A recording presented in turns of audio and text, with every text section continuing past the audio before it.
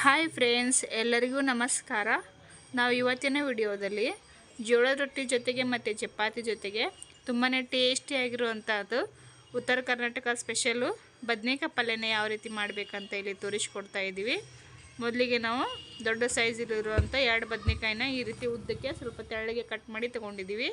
ನಿಮಗೆ ಇದಕ್ಕೂ ಸ್ವಲ್ಪ ಚಿಕ್ಕದು ಬೇಕಿದ್ರೆ ಇದಕ್ಕೆ ಚಿಕ್ಕದಾಗಿ ಕಟ್ ಮಾಡ್ಕೋಬೋದು. ಬಟ್ ಈ ರೀತಿ ಪಲ್ಯ ಮಾಡ್ಕೋದ್ರೆ ತುಂಬ ಟೇಸ್ಟಿ ಇರುತ್ತೆ.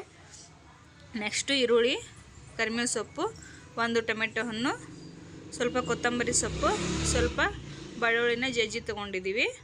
ಕೇವಲ 3 ಸಾಮಗ್ರಿಗಳನ್ನು ಯೂಸ್ ಮಾಡ್ಕೊಂಡು ತುಂಬಾ ರುಚಿಯಾಗಿ ಯಾವ ರೀತಿ ಮಾಡಬೇಕಂತ ತೋರಿಸ್ತಾ ಇದ್ವಿ.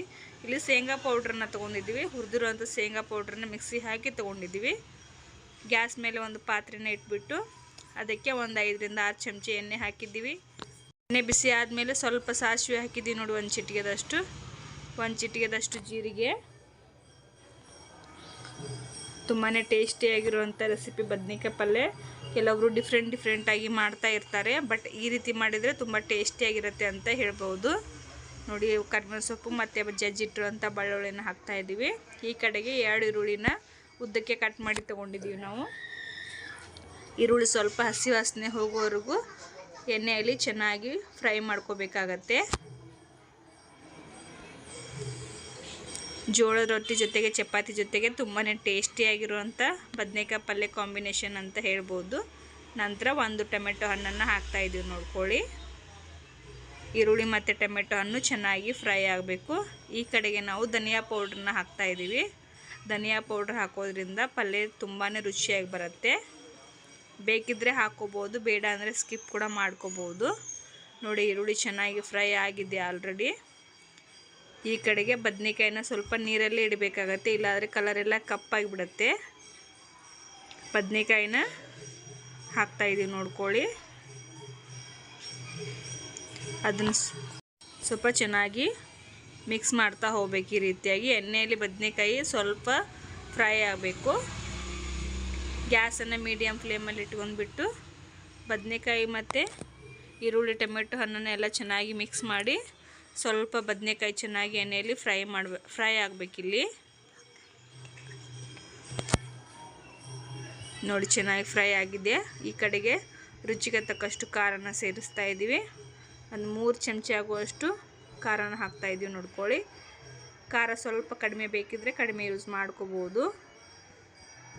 ಬಟ್ ಆ ಪಲ್ಯಗೆ 3 ಟೇಬಲ್ ಸ್ಪೂನ್ ಆಗುವಷ್ಟು ಖಾರ ಆದರೆ ಕರೆಕ್ಟ್ ಆಗುತ್ತೆ. ಖಾರ ಹಾಕಿಬಿಟ್ಟು ಚೆನ್ನಾಗಿ ಮಿಕ್ಸ್ ಮಾಡಿದ್ದೀವಿ.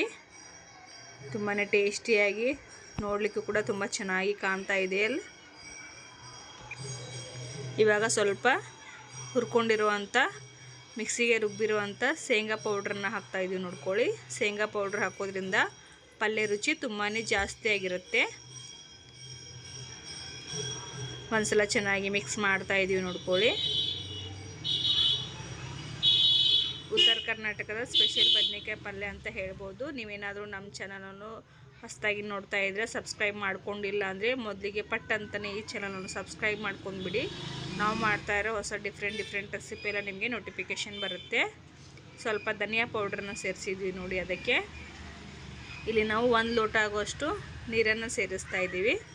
ನೀರನ್ನು ಹಾಕಿಬಿಟ್ಟು ಒಂದ್ಸಲ ಚೆನ್ನಾಗಿ ಮಿಕ್ಸ್ ಮಾಡ್ತಾ ಹೋಗಬೇಕು. ನೋಡಿ, ಈ ರೀತಿಯಾಗಿ ಒಂದ್ಸಲ ಚೆನ್ನಾಗಿ ಮಿಕ್ಸ್ ಮಾಡಿ ರುಚಿಗೆ ತಕ್ಕಷ್ಟು ಉಪ್ಪನ್ನು ಸೇರಿಸ್ತಾ ಇದ್ದೀವಿ. ಉಪ್ಪನ್ನು ರುಚಿಗೆ ತಕ್ಕಷ್ಟು ನೋಡ್ಕೊಂಡ್ಬಿಟ್ಟು ಹಾಕ್ಕೊಳ್ಬೇಕಾಗತ್ತೆ ಇಲ್ಲಿ. ನಂತರ ಚೆನ್ನಾಗಿ ವಾಶ್ ಮಾಡಿ ತೊಗೊಂಡಿರುವಂಥ ಕೊತ್ತಂಬರಿ ಸೊಪ್ಪನ್ನು ಸೇರಿಸಿದ್ದೀವಿ ಅದಕ್ಕೆ. ಇವಾಗ ಮತ್ತೆ ಒಂದ್ಸಲ ಚೆನ್ನಾಗಿ ಮಿಕ್ಸ್ ಮಾಡ್ತಾಯಿದ್ವಿ. ಸ್ವಲ್ಪ ಕುದಿಸ್ಕೋಬೇಕಾಗತ್ತೆ. ಜಾಸ್ತಿ ಕುದಿಸಿದ್ರೆ ಬದನೆಕಾಯಿ ಹಣ್ಣಾಗಿಬಿಡತ್ತೆ. ಸ್ವಲ್ಪ ಬದನೆಕಾಯಿ ಬಿರ್ಸಾಗಿದ್ರೇ ಪಲ್ಯ ರುಚಿ ತುಂಬ ಚೆನ್ನಾಗಿರುತ್ತೆ. ನೋಡಿ, ಸ್ವಲ್ಪನೇ ಕುದಿಸ್ಕೋಬೇಕು. ಗ್ಯಾಸನ್ನು ಮೀಡಿಯಮ್ ಫ್ಲೇಮಲ್ಲಿ ಇಟ್ಕೊಂಡ್ಬಿಟ್ಟು ಒಂದು 2 ನಿಮಿಷ ಕುದಿಸ್ಕೊಂಡ್ರೆ ಸಾಕಾಗತ್ತೆ. ಆಲ್ರೆಡಿ ಬದನೆಕಾಯಿ ಎಣ್ಣೆಯಲ್ಲಿ ಹುರಿದಿರ್ತೀವಿ. ಸೊ ನೋಡಿದ್ರಲ್ಲ ಫ್ರೆಂಡ್ಸ್, ಎಷ್ಟು ಚೆನ್ನಾಗಿ ಬದನೆಕಾಯಿ ಪಲ್ಯ ರೆಡಿಯಾಗಿದೆ ಅಂತ. ಯಾವ ರೀತಿ ಮಾಡಬೇಕಂತ ಇಲ್ಲಿ ನಾವು ತೋರಿಸ್ಕೊಟ್ಟಿದ್ದೀವಿ.